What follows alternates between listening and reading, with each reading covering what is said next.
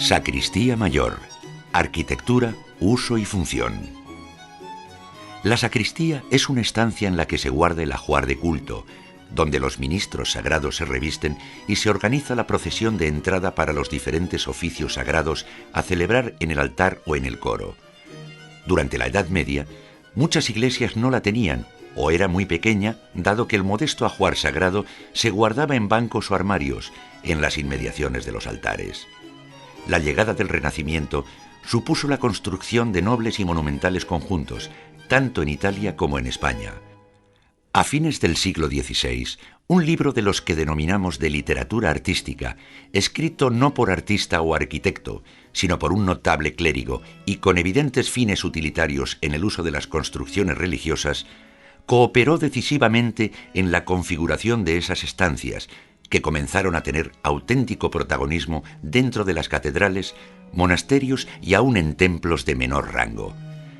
La obra a la que nos referimos son las Instrucciones de la Fábrica y del Ajuar Eclesiásticos, publicada por San Carlos Borromeo en 1577. Su texto, impreso en latín, contó con varias ediciones posteriores: Venecia, Milán, Brescia, París, y su utilización por parte de obispos y cabildos se dejó sentir en la redacción de algunas constituciones sinodales de otros tantos obispados. La Sacristía Mayor de Tudela fue planteada a partir de 1629 y se concluyó en 1632 con fondos de la parroquia de Santa María y de San Julián y del propio cabildo. Para ello, se tuvieron que comprar algunas casas y utilizar una velena o callejón de la trama urbana. El autor de sus trazas y encargado de la dirección de su ejecución fue Martín de Azcoidi, maestro de edificios. Para esta sacristía no se eligió el consabido esquema rectangular con nichos en el lado mayor, quizás por falta de espacio, optándose por un plan centralizado. De su apariencia original nos dan cuenta numerosos inventarios realizados a lo largo de los siglos XVII y XVIII. La decoración del conjunto, hasta la erección del templo en catedral, estuvo centrada en la cajonera y en algunas pinturas. Aquella fue realizada en 1647 por Francisco Gurrea. Ocupa todo el frente y responde a un esquema manierista con 3 compartimentos, destacando los óvalos y rombos de abolengo serliano de los cajones propiamente dichos. Respecto de las pinturas, destacan 3 lienzos, uno importado de Roma y 2 realizados por Vicente Verdusán en los inicios de su carrera artística en la capital de la Ribera, al poco de contraer matrimonio con Margarita Saviñán. Representan la Anunciación y la Epifanía, y por ellos recibió el pintor en 1661 la cantidad de 366 reales. Actualmente cuelgan de la escalera del Palacio del Marqués de Huarte. El de la Epifanía sigue la divulgada composición de Rubens, y ambos se muestran muy cálidos en el color a base de tonos rojizos, contrastados efectos de luz y evidentes incorrecciones en el dibujo. En estas obras todavía no está definido el estilo que va a caracterizar al pintor en la década siguiente, cuando se hizo cargo del conjunto mariano de la sala capitular. El gran cuadro con el tema del nacimiento fue regalo del canónigo don Martín Ochoa y llegó a Tudela en 1651 a través de don Miguel Antonio Francés de Urritigoiti y Lerma, arcediano del Aseo de Zaragoza, de noble estirpe tudelana, que costeó el retablo de la desaparecida parroquial de San Jorge de la capital de la Ribera y dotó, en nombre propio y en el de su hermano, en 1657, la capilla mayor y el retablo de la iglesia del convento de San Pablo de Zaragoza, por ser de patronato familiar.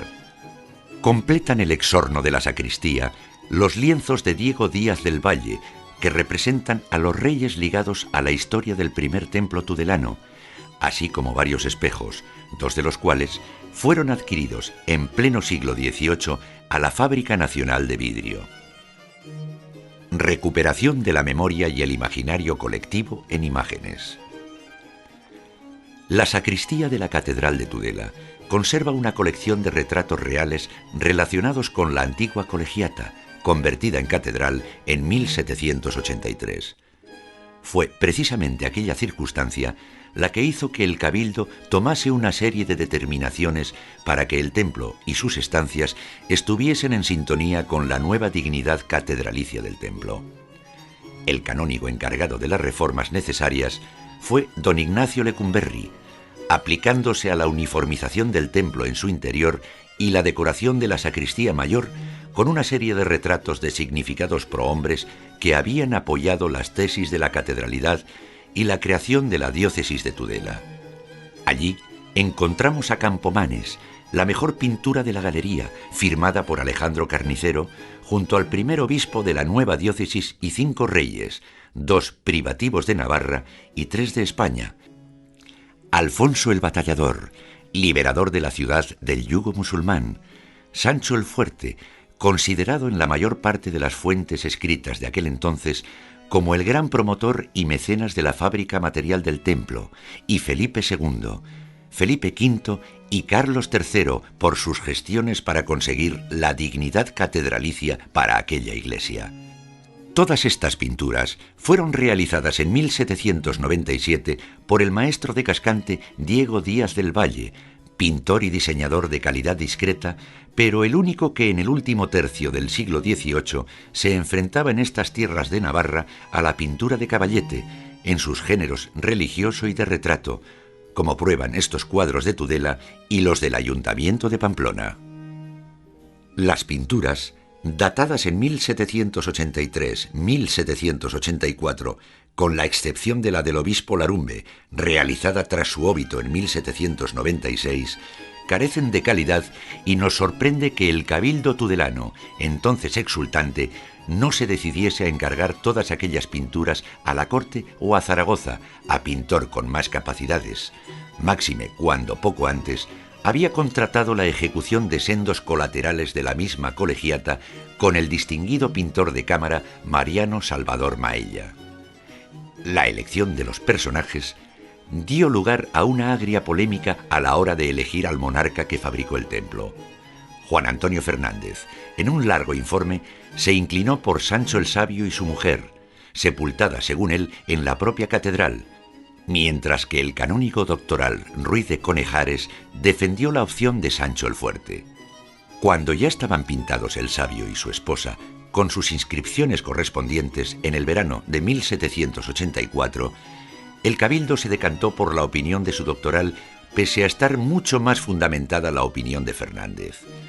Los 2 lienzos se sustituyeron por otros 2 que representaban a Sancho el Fuerte y Felipe II. El del Rey Sabio lo reaprovechó Diego Díaz del Valle para reciclarlo por un retrato del obispo Larumbe en 1796. Las figuras reales aparecen sentadas.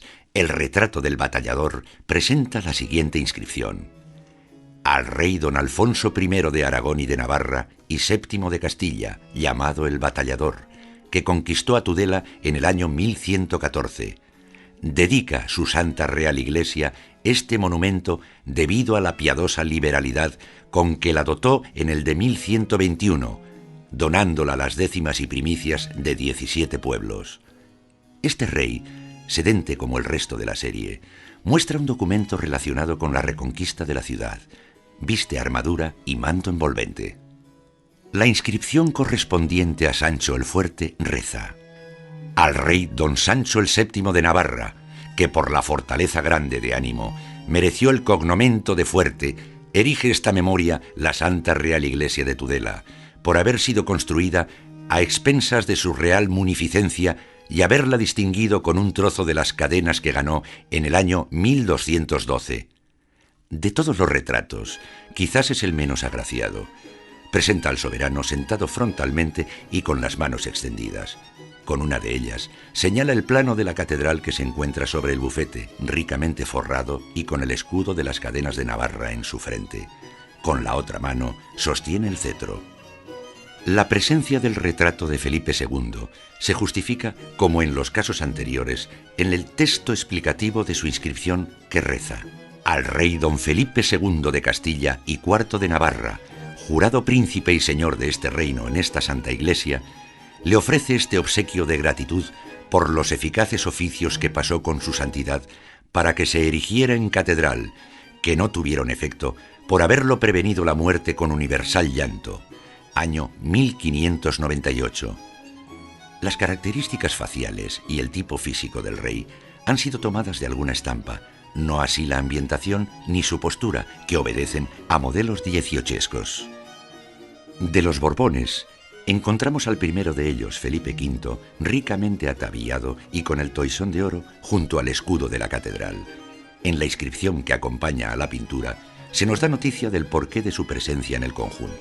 Al rey don Felipe V de Castilla y VII de Navarra, llamado el Animoso, ofrece la Santa Real Iglesia de Tudela este obsequioso recuerdo por haberla declarado del Real Patronato en el año 1735, como construida, fundada y dotada por los reyes de Navarra, sus gloriosos predecesores. No podía faltar en la serie Carlos III, bajo cuyo reinado se consiguió elevar a la antigua colegiata en catedral y cabeza de diócesis. El texto de la inscripción de esta pintura dice: a nuestro católico monarca don Carlos III de Castilla y VI de Navarra, llamado por excelencia el Piadoso, dedica reverente su Santa Real Iglesia de Tudela este monumento de gratitud por haberse dignado elevarla a catedral con propio obispo en el año 1782 y el 24 de su feliz reinado. El rey aparece sentado frente a un rico bufete forrado con mantel en el que se encuentran bordadas las armas de la monarquía. Viste elegante casaca y luce manto real y el toisón de oro.